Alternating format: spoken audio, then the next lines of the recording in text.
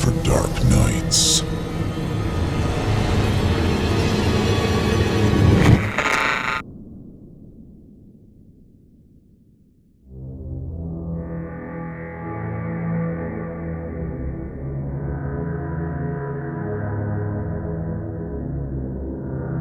A peculiar case of sleep paralysis.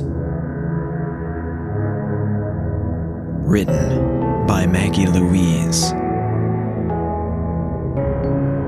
Narrated by Jeff Clement.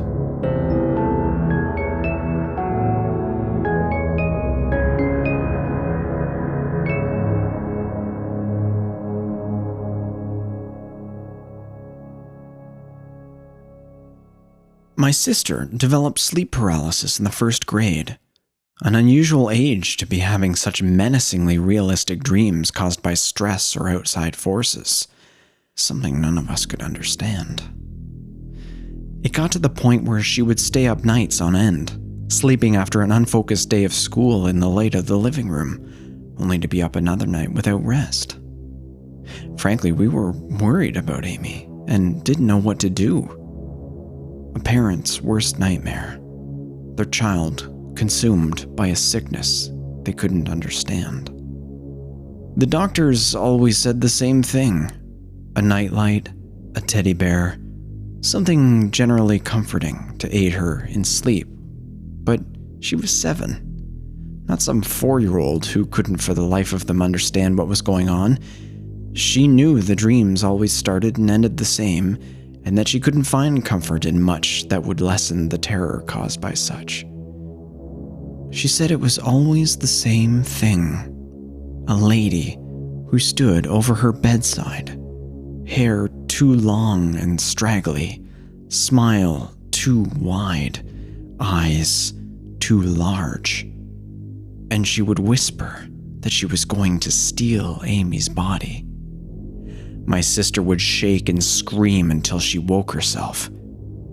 She said she knew that one day the woman would succeed. We just saw them as all too realistic dreams. One night, my sister woke from a particularly horrible nightmare of sleep paralysis, and she wandered into my room where she tugged on my shirt to wake me.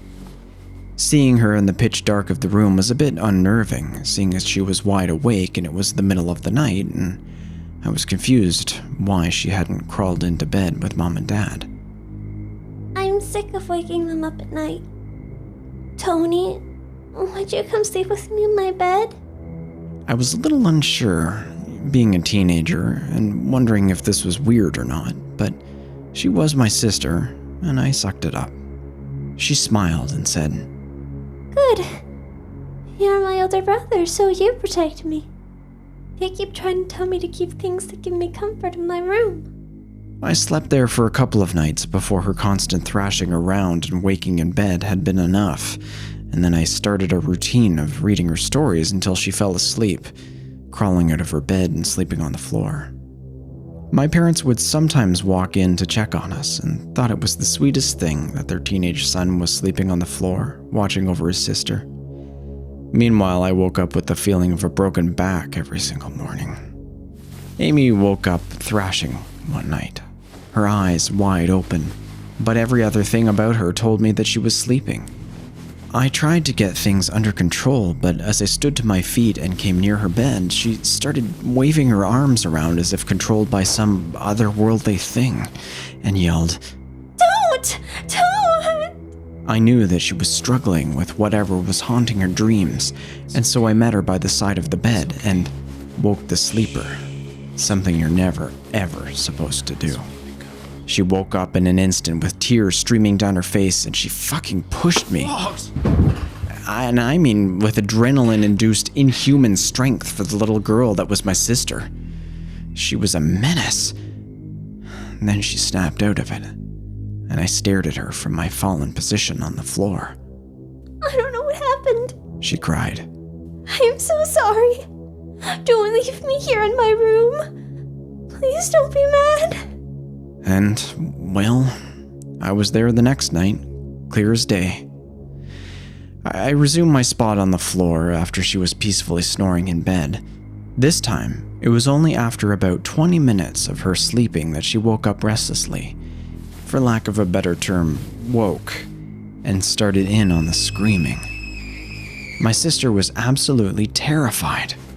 Her blanket flew off the bed and covered me on the floor, and I crawled out from under, struggling to regain balance as I stood.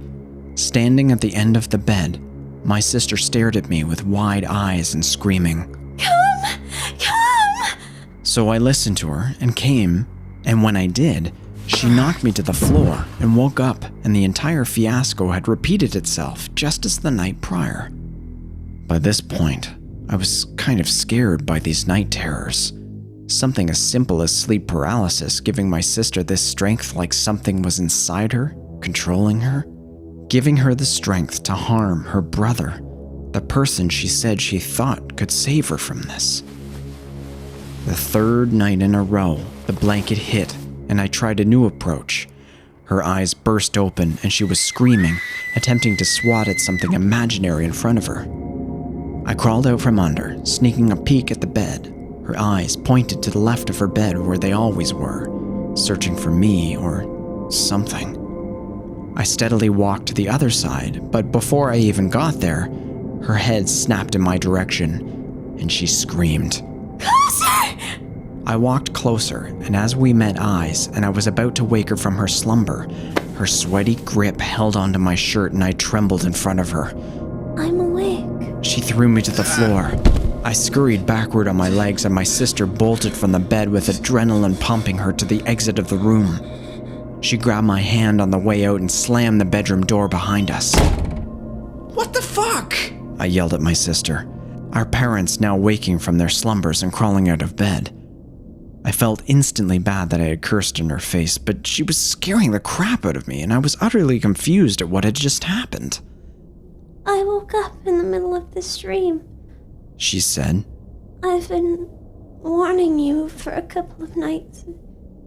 Don't come closer. What? I asked, shaking my head.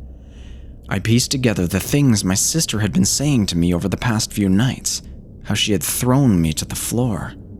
I told her about the crazy things she had been doing without even knowing it. Well, this time I woke up.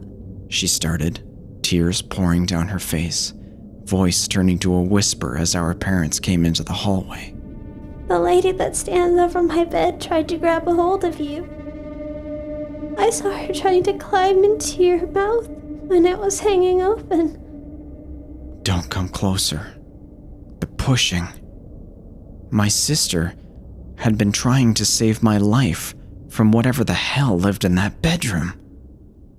The distinct feeling of something in my mouth came to light, and I reached a finger behind one of my front teeth, only to pull out a fingernail.